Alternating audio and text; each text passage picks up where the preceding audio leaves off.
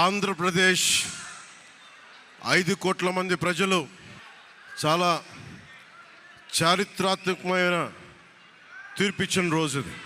ఏ మాటకైతే మనం కట్టుబడి ఉన్నామో ఆంధ్రప్రదేశ్ ప్రజలకి జవాబుదారీతనంతో ఉన్న ప్రభుత్వం స్థాపిస్తాం. ఏ మాట మీద అయితే మనం చెప్పామో కూటమి ప్రభుత్వం ఆ మాటను నిలబెట్టుకుంటుంది. ఈరోజు మీ అందరికీ జనసేన పార్టీ ఆఫీస్ కేంద్ర కార్యాలయం నుంచి ఈ వేదిక నుంచి ఒకటే చెప్తా ఉన్నాను మీ అందరికీ, వైసీపీ వైఎస్ జగన్ గారు కానీ వారు నాకు వ్యక్తిగతంగా నాకు శత్రువులు కాదు.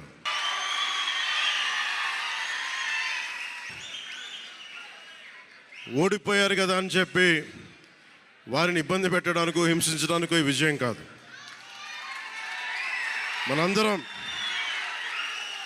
మనందరం గుర్తుపెట్టుకోవాల్సింది చాలా ముఖ్యమైనది.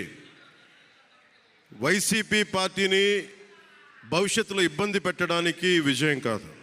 5 కోట్ల మంది ప్రజల పైన వారి భవిష్యత్తు కోసం పునాది వేయడానికి ఉన్న రోజులు ఇవి, అంతేగాని కక్ష సాధింపుల కోసం కాదు.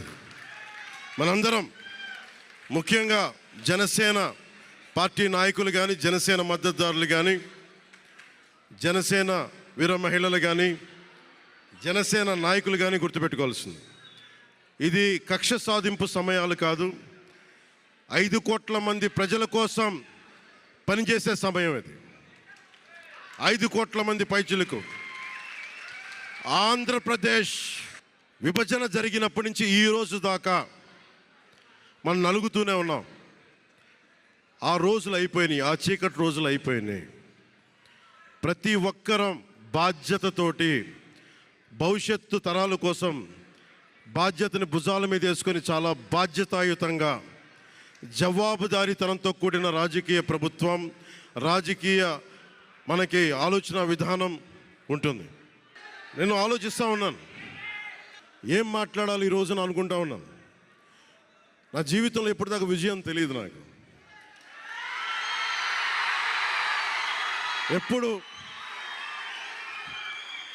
ఎప్పుడు ఒకే ఒకసారి సినిమాల్లో ఉన్నప్పుడు తొలి ప్రేమ అనే విజయం చూశాను.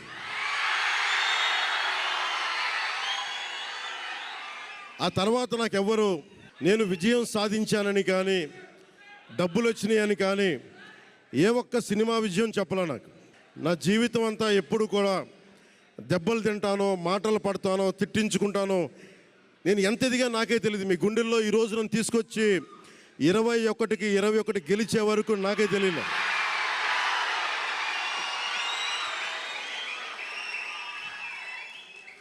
భారతదేశంలో 100కి 100% కొట్టామంటే జనసేన.